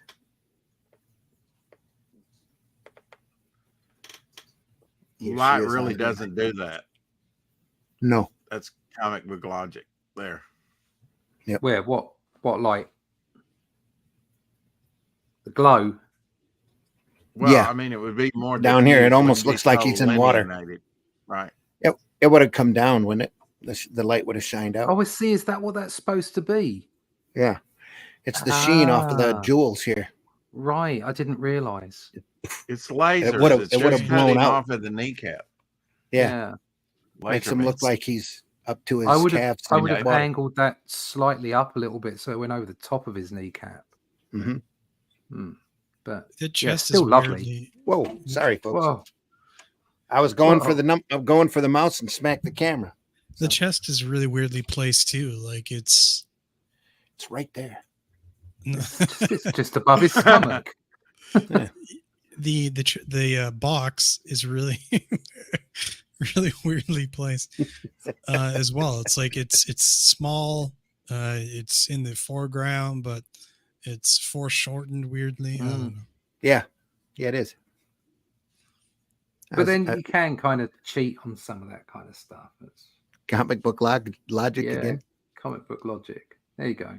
I just saw So- some similarities, just with some of the way that he was shading there. But this was the difference is that I'm not anywhere near as tight as this guy. Thank God. Yeah, it's just my thing. Yeah. Yeah. Yeah. Thank You God. can, thank you. You can still render, Yeah. but it can still Right. be loose. You know. Mhm. It's- I'm not in any way comparing to this guy, by the way, because this guy is obviously really bloody good at what he does. Two different approaches. Yeah, I love the completely Dave's in the different house. approach. Hello, gentlemen. Yeah. Oh, yes. Completely different approach. Yeah. Hi, Dave. I think he's better at drawing women than dudes. You take more time on what you like. She has organs. She does. She is a real Her woman. chest in- Yeah. Her chest's in Yeah. the right place. Yeah. Just right Just- place. 3 breasts. Oh, okay. Good luck to that guy, the big fat guy, getting that high up in the air. Yeah. Yeah. He must have launched off something, right? Yeah, he must have Springboard. jumped off something high. Yeah. Not a good move. It doesn't quite work out for him. Got up to the No. top of the stairs and had to catch his breath before he jumped. I can't see that as remotely practical. Well, that's why he's dead, I guess. Yeah. Yeah, it's like he's not good at this. This is not his forte. The hardest thing about that for Conan was removing the sword. Probably. Yeah. Gwarga. It, like, he's holding him up with a sword too. Like, I don't get it. Yeah, probably. Yeah. I mean, the sword he'd go all the way down to the hilt. But I suppose that's Yeah, it would. it's Yeah. it's an action. It's like a second in time, isn't it? It's Which we don't get to see. He just Yeah. pulls it out. Next pan. Now, see there, he's putting his foot on the body to withdraw the sword with some effort because Yeah. it went so deep.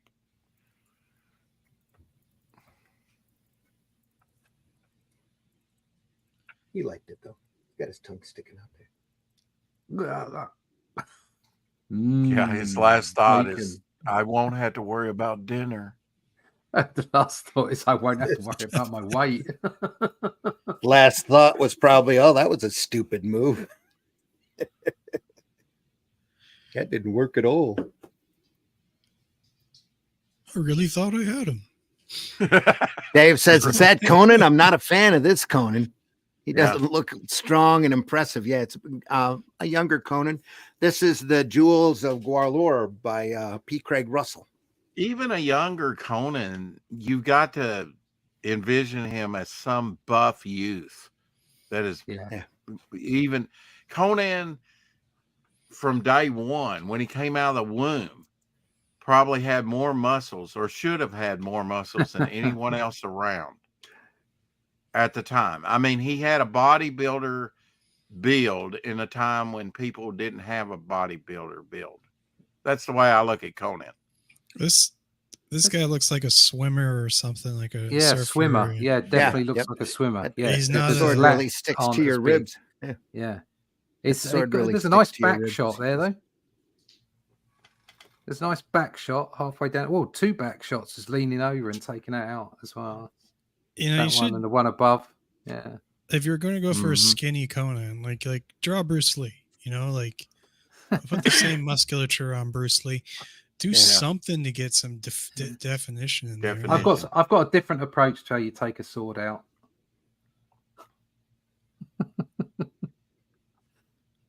Wiggle it That's just what a she little. said. Yeah. Just an image, Just Randy. Ribs, liver, Mhm. spleen. Randy. Hey, Whoop, Skip. hang on. Yeah, you go. There we are. Oh, there Yep, you That's the go. way to take it out. That's how it ought to be. Yeah. Yep. That's And how there's you more- take a sword out. There's One more good yank. dynamics here, right? Like Yeah. completely, like it just, it doesn't feel quite as stiff. You know, you're looking at the two. No. I like that Russ. This is post Conan going to the 70s. He stole Captain America's boots. Yeah, and took yeah, them yeah. back to the Yeah. Iberian age. it's all Yeah. it's all Atlantean. Yeah. Or Yeah. Valusian. What goes around comes around. Bent over. Yeah. As long as he gets on a ship at some point in his career, he's fine. When we move forward into the Atlantean and we're telling tales of Cullen Brawl, I have different boots for him. So there you go. Mm-hmm. Again, look how many panels. Even with that larger statue panel, look how many panels. And yet he didn't want to violate the panel border here. He drew around the top of the guy's head. That is a bit odd. Yeah. I didn't want to violate that. Bump it right up. Yeah. He didn't want to deal with the tangent. I guess. Wouldn't hurt anything.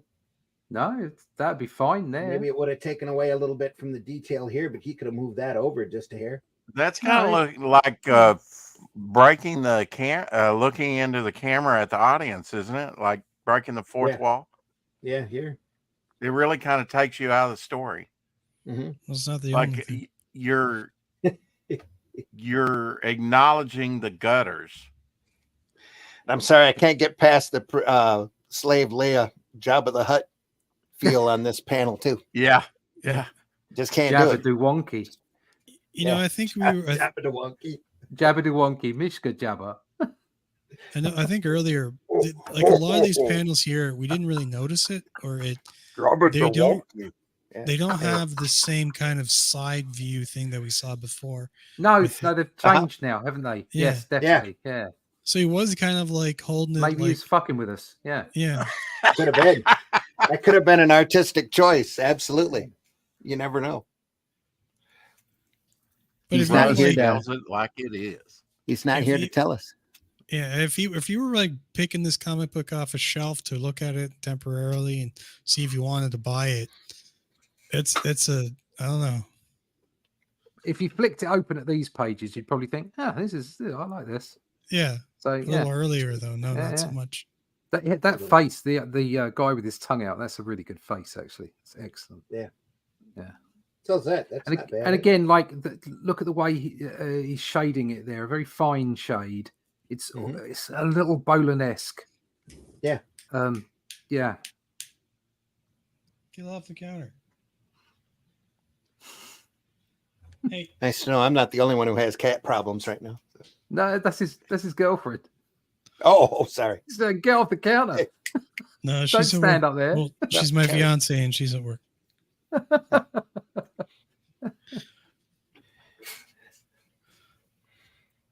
Get off the counter. That's my cat, Dr. Doom. Dr. Doom. There you are. Great. Excellent.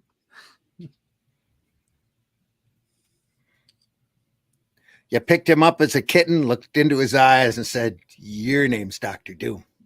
It's actually a she, but yeah. Okay. Yeah, pretty much. My son wanted to call our cat Meow Tong. That would be funny. But it ended up being Chairman Meow. Chairman Meow. Yeah. Yeah. Meow, meow, meow, meow, meow. I like fish and I like liver.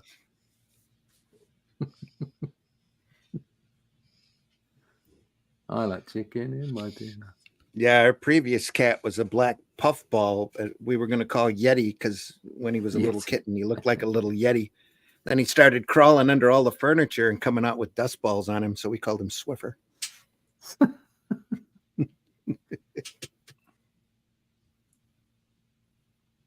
Now, our current cat, they were going to call Aurora, and then the granddaughter was there when we were talking first time we were introducing the cat to him, and we mentioned that she had a little white stripe through her eyes, through the middle of her eyes. It almost made her look like an Oreo, and she wouldn't stop calling her Oreo, so that's her name.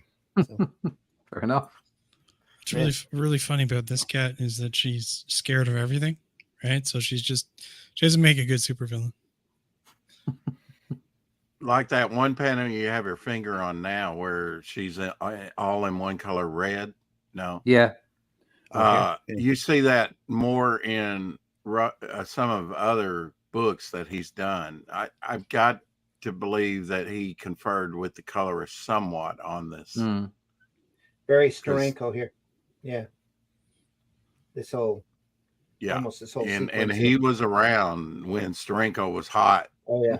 Yep. Producing comics. I'm sure Steranko's an influence on this artist. Mm-hmm. Somewhat. And Mike Kaluta, as you were saying. Yeah. Maybe we'll see later some more hieroglyphs in the story that are red.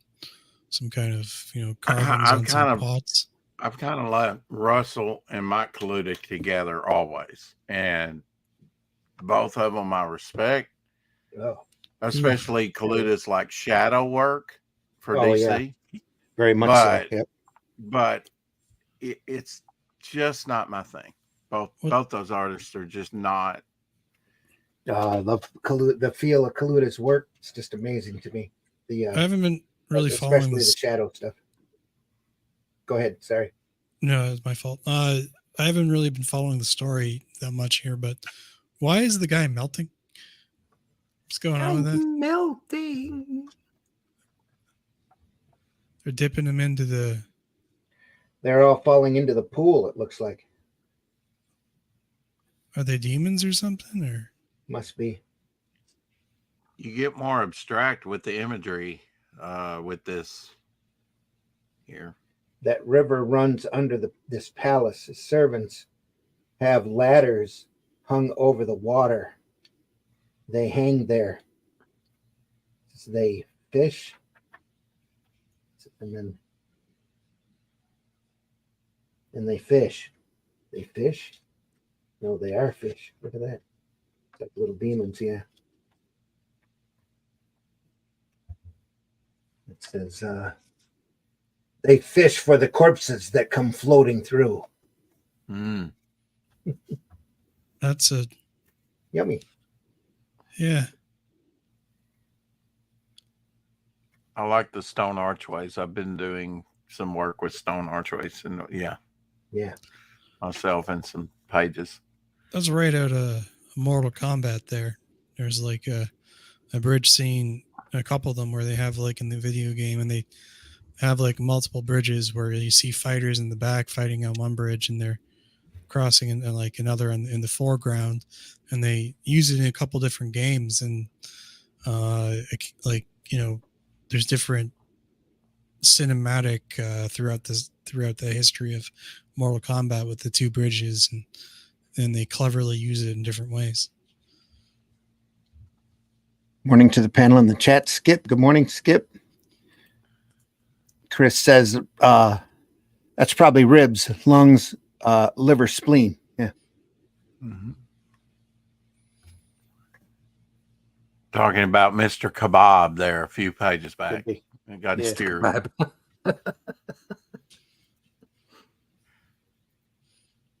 The coloring's definitely changing. I mean, yeah, it is. Shifting pretty hard here. It's not so monochrome and see a lot of Kubert here. See, this is starting to open up and get interesting. Yeah. Creatures, magic, whatever. Right towards the end of the issue, or his run too. It's 3 issues. There we are. That's pretty cool. The title should have been "Wait for It." Yeah. Look at all the panels. My God, it becomes like a mosaic. Yeah, should have been a graphic novel. Yeah. It's also suddenly gory too. Now you bring out the demons, and it's. Mm-hmm. Yeah. I'm almost reminded on that bottom panel on the left of the nameless ones from Marvel. Yeah. That were always in Doctor Strange. And like I say, Ditko did if you look at his stuff, it's very claustrophobic, very clustered. Mm-hmm. And this kind of has a feel of that with the paneling. The little dialogue panel connecting all 3 panels there. I don't know how effective your eye supposed to lead your eye, right? Mm-hmm. Not quickly enough. From left to right. It'd be a bastard to fight something that could just rip you in half. Yeah. Yeah. And there is slaughter, grim and appalling. So how is Surfer? How, like, I know obviously we'll find out, but how is Surfer Boy supposed to beat these creatures? The massacre is short and devastating. I don't think they're What? interested in Surfer Boy. It could be that he carried in germs and they just died of germs, Which year? Why not? like the aliens that they are. And the I think they invasion was chased after- stopped by a germ. They chased after the priest guys and took off. Yeah, the priests are always the first slaughtered or the first to run Yeah. away. Morella is Priest. quaking, Hey, quivering, Blue Sasquatch. hold of abject terror. And Conan is galvanized. A quick glance at the star shining exit, and another at the blazing chest on the blood-stained altar. That's not where the chest was. I'm going after that chest. Stay here. Oh, Jules. Here we go. What if the chest was like a woman with very ample assets? There you are. Change the meaning of the whole story, wouldn't it? I'm going after that chest. There's that weird light again. It is. Yeah. He left a lot to the colorist in some of these panels to fill in. Yeah. He looked in, he grabbed the chest, which seemed to have shrunk a little bit. Quite a bit, actually. Now it's time to go. That one panel looks like Barry Windsor Smith somewhat, where it's all coming, the light's coming out of the chest. Here. Maybe I'm projecting, yeah. Yeah. About the same musculature. What do they call it? A MacGuffin, I guess. Yeah. It's- Yeah. And it's a chest that shrinks the farther away it gets from the altar. Look at that. It's Keeps getting cheating a smaller little and bit on smaller. that perspective. Yeah. Isn't it? With all the panel work, guys, here's a question. Do you think that you are fully immersed, where in the environment? I mean, on this latter part, yes. I don't know about the first part. Well, it's I visual. don't know. I'm still finding it a bit distracting. All of the sequentials aren't like Glenn said before. He's drawing scenes. He's not drawing sequentials. I think it's less is more. Yeah. Mm-hmm. And he's I would got say more and more, Yeah. Once again, caveat: beautiful line work, lovely drawing, Beautiful. Yep. Yeah. wonderful stuff.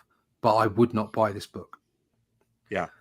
Probably because I've been completely spoiled by Buscema. Yeah. But I just this isn't making me want to pick it up off the shelf. Doesn't this ooze?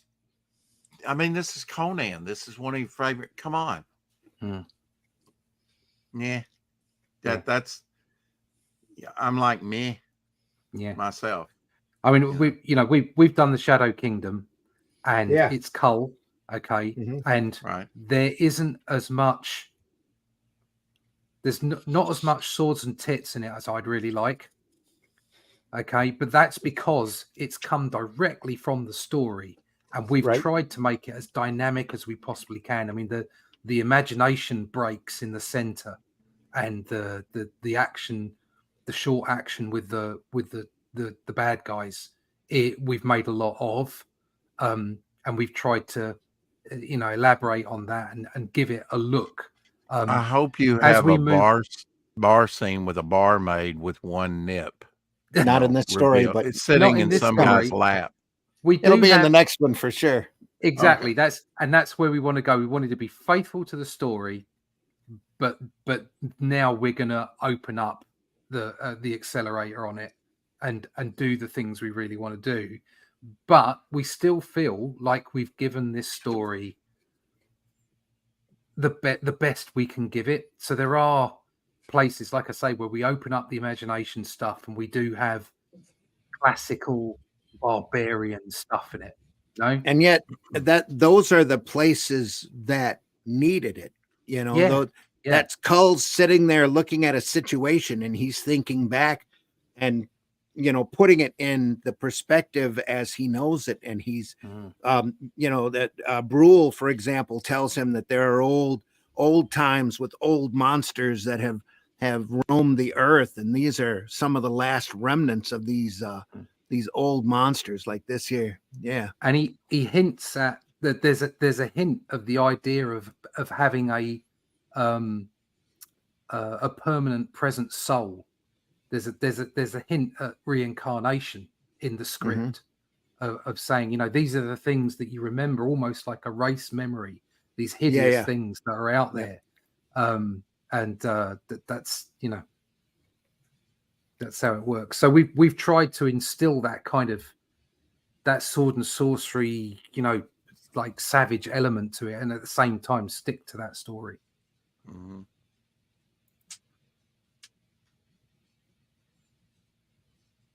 That was part of the fun, though, of the story, is that you've got those parts in there where he's like, oh yeah, there's ancient demons and monsters and Batmen and all sorts of crazy stuff that's happened, and these guys are serpent men, and there's some of the last ones left here, and well, they need to be destroyed.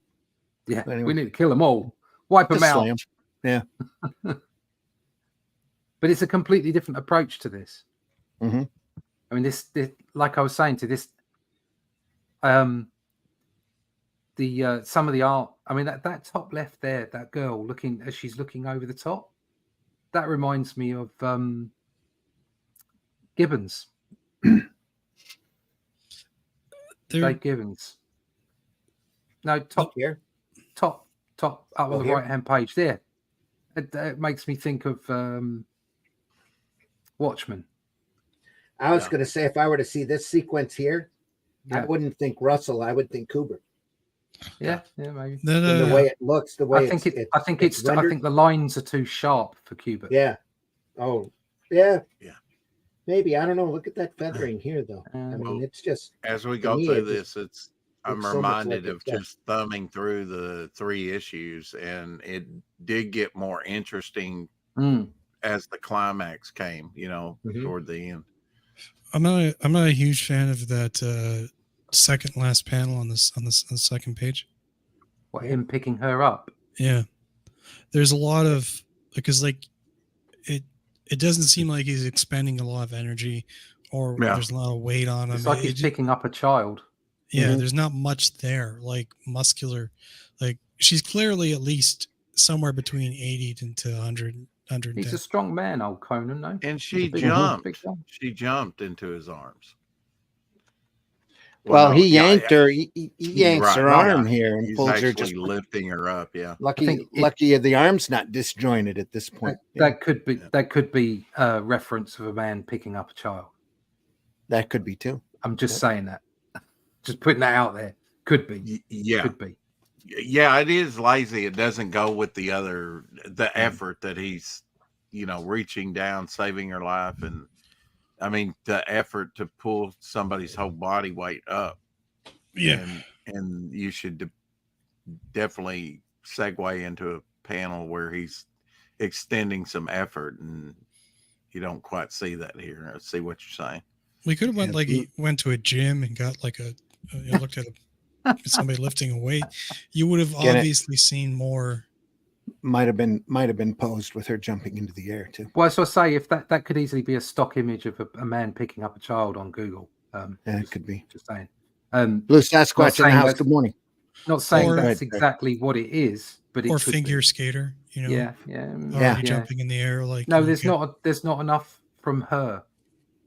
She seems quite floppy. I just would have taken a different choice. I'd have had her coming over the edge. He's pulled her up strength wise, pulled her out of the off the edge, and she's got another arm around his neck, and that would have created some relationship between the two of them as well. The music from Beauty and the Beast running, you know, brand new world. You know. Oh dear. She's pretty Oh. thin for a lady that's been sitting on a chair forever. There you go, Blue Sasquatch. There's your shark man or something. Hey, we got some dancing ladies. That's the next story. Yeah, Ah. that's not Russell either. Oh, is it not? Ah, No. right. Okay. I'm pretty sure it's by the great Mark Textera. Ah. Hey, what's for lunch? Anyway, People. people for lunch. That just does not go as a good creature, I don't think. Maybe in street sharks, but What are you crying about now? Yeah. Yeah. That was definitely mixed because there was some absolutely wonderful inks as far as what he was laying down. There was some beautiful artwork, but it just didn't quite hit the mark, did it? As far as the whole thing is concerned together. Blood dripping from their fangs, roaring vengefully, they race up the stair. I like the cliff Conan itself on the right. That's shoulder. quite well done. Nice water here though too. Yeah, But the dudes on top, not so much. yeah. I'm going to do a search on eBay just to see when this Yeah. came out. Comes devils. What are you crying about now?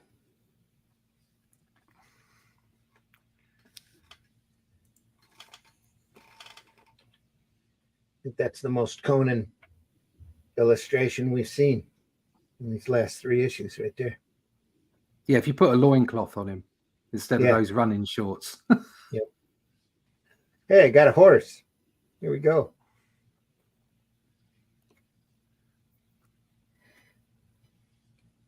We'll skin them out of their jaw teeth before we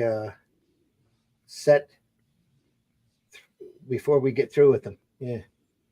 He hasn't done any fighting this whole thing, has he? He just kind of ran away. Just kind of sat around, watched everybody else. Yeah.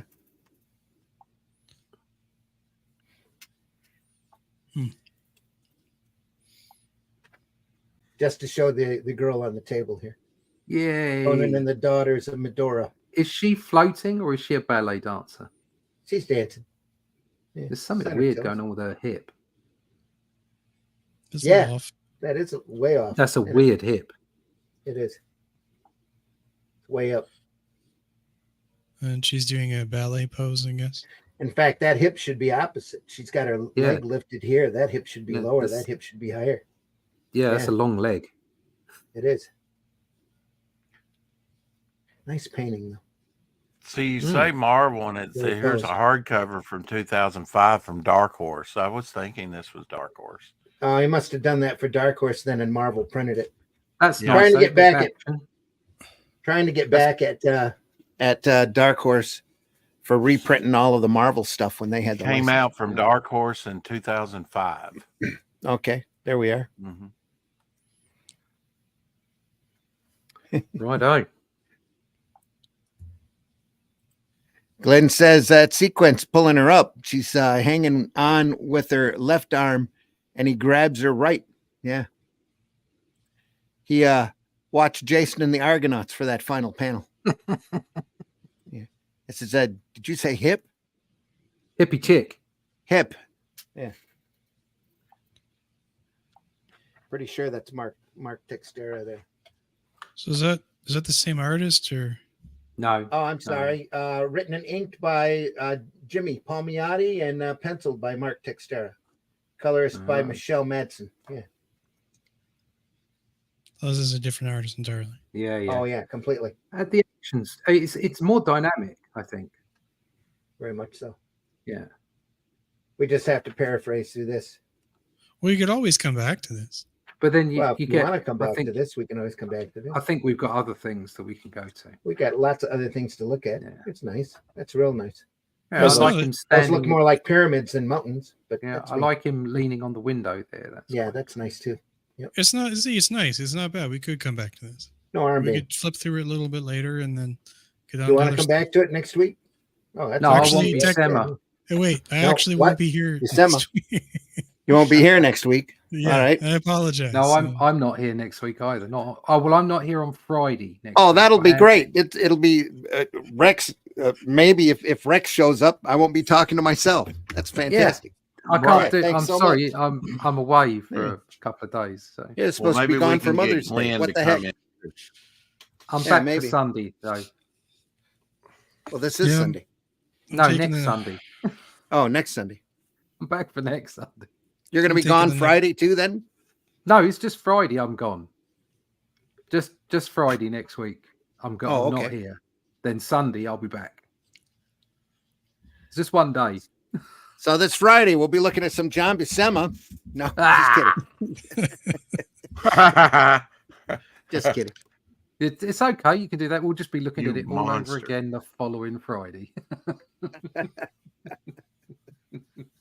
Folks, that was Conan and the Jewels of Gwahlur, adapted by P. Craig Russell. So we're really glad you were here for us. Glad you stuck around.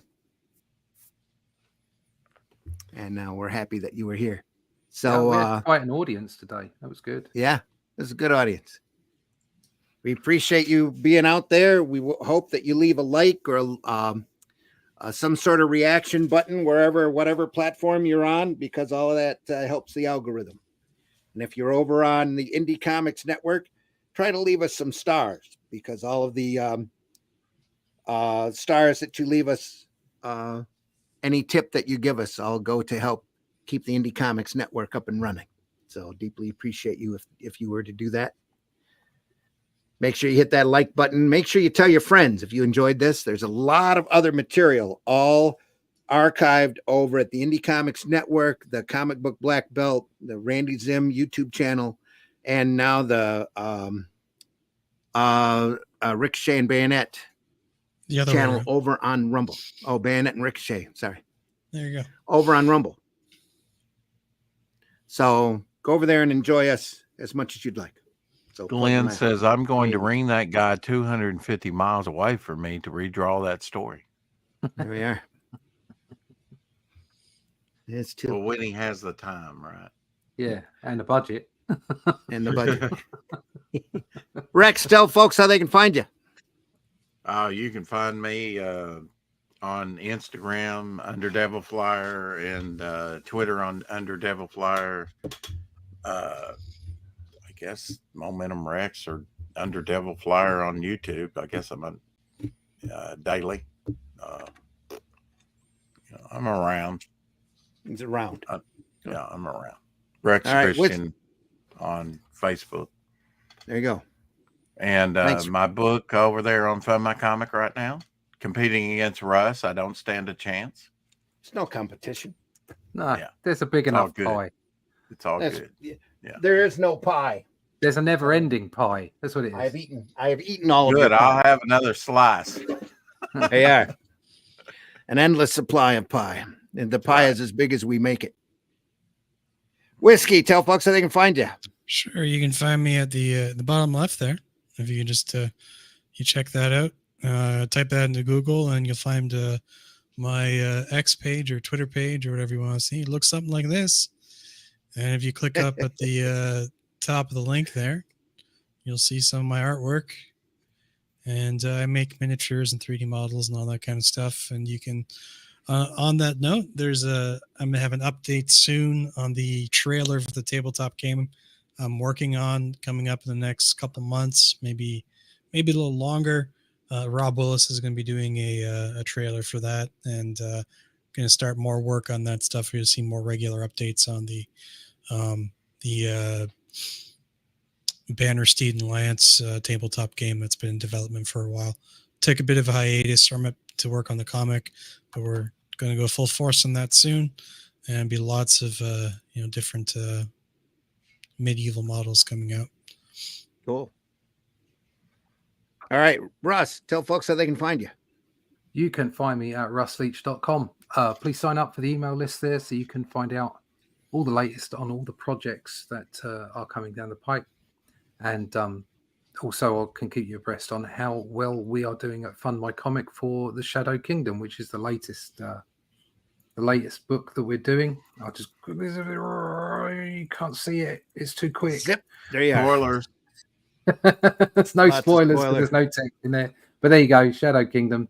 And that's Randy Zimmerman has faithfully adapted that from the original book by Robert E. Howard, or original story by Robert E. Howard. It's got the prose in the back as well. It's like it's well over 100 pages. There's some extra art in there. There's all kinds of good stuff. There's a forward by Razorfist and some extra stuff by Randy himself. So it's going to be a great package. Go over and find that at funmycomic.com. Back it today, back it often. Please do. Back it as soon as you can. So there's a lot more where this came from, depending upon the reception of the Shadow Kingdom. We hope to do a lot more with these characters. So go over there and enjoy. Folks, I've been your host. Well, say what? Make us millionaires, right? I'd be happy being 1,000. Eating would be just fine. Thousandaire. Eating would be just fine. Yes. Yep.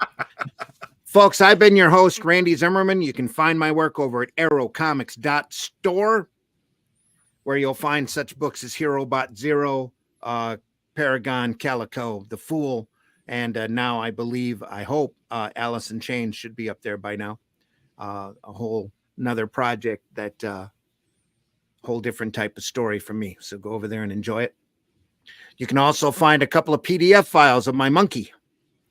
So go over there and enjoy those. Freshly colored, never published in color before. And you can get all of those in PDF files over there. At least 2 issues of Spank right now. So go over there and enjoy. Arrowcomics.store. Spank the monkey. Yeah. Especially issue 2, where he goes and takes his brain dead cousin Shock out to a night on the town at the strip club. It's all fun. So not meant for kids, though. Anyway, folks, we appreciate you being here. Go visit your local retailer. Look at those boxes that are closest to the floor, the ones that might have a little dust on them. Might be old prices, too. And you never know what kind of great stuff that you can find. Great sequential art sitting there just waiting to be discovered. You don't have to buy the modern books if you don't like them. Don't buy them. Buy great stuff. Show off great stuff. Give great comics for gifts. Today's Mother's Day. You never know. Anyway, that's right. Over in the UK. They are. Great Captain Britain. Look at that. There we are. All sorts of great sequential art out there to be discovered. That's why we love doing this program. We love that you're here. We love showing this stuff off. We are big fans of this. It inspires us. It keeps us working in this art form that we love so much. Friday mornings at 5 a.m. we also do the same kind of thing. This Friday, we are probably going to start looking at Fafford and Grey Mouser by the great Mike Mignola. Mm-hmm. Great stuff. You remember that stuff, Rex? Oh, yeah. Oh, yeah. Very Might even sad. compare it to some of the other Fafford and Grey Mousers that were in Weird Worlds in DC earlier. So by a large group of people, crusty bunkers like Howard Chaykin and who knows who, Dick Giordano and all sorts of stuff worked on that. All sorts of people worked on that stuff. Anyway, folks, Friday mornings, 5 a.m., Comics by Night. Here back again, 9 a.m., Sunday mornings for more Sunday Funnies. I'm not quite sure what we're going to do next Sunday, but it'll be something involving barbarians and fun. Maybe Buscema. So we'll see. In the meantime, folks, take care. Have a great week. See you soon. Remember, hating ain't creating. Get out there and stop that negative trolling. Talk positively about this industry. It's brilliant. And tell other people how great comics are. Best Keep storytelling collecting. medium ever. Best personal form of communication there ever was. It's not a 3-minute song. It's a story, however long that you want to make it. Excelsior. Enough said. Excelsior. Yeah. Enough said. Take care, everybody. We'll see you soon. That's what Daniel. See ya. If you look at something and there's nothing there, what's the difference of figuring out what it was in the first place?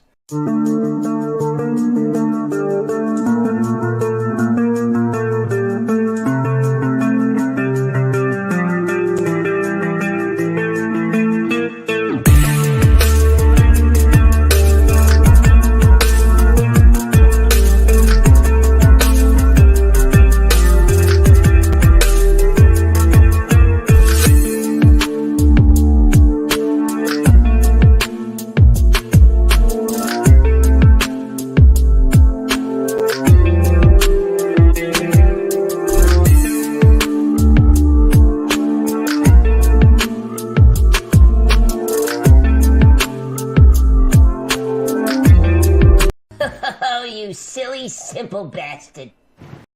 Joke's on you, bitch. I love this shit.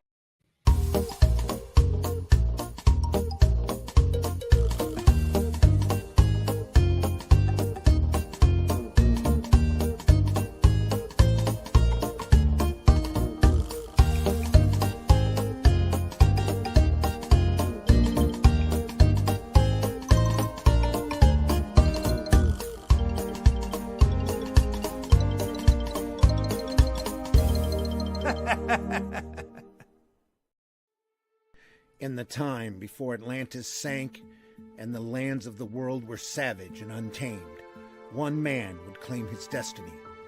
Leaving his Atlantean tribe behind and throwing off the shackles of Lemurian bondage, he sailed the seas as a pirate captain before seizing his place as a king. And now that he has the throne, how long will he be able to keep it? This is the Shadow Kingdom, the classic sword and sorcery tale by Robert E. Howard, adapted by Randy Zimmerman, with artwork by Russ Leach. Available now at funmycomic.com. Holy sh! You were going to say something? Oh, No. Holy shit. That is the craziest thing I have ever seen. And I'm Dennis Quaid, and Dennis Quaid has seen some shit. Taste the biscuit. Taste the goodness of the biscuit. Taste the honey sauce. Taste the goodness of the biscuit with the honey sauce.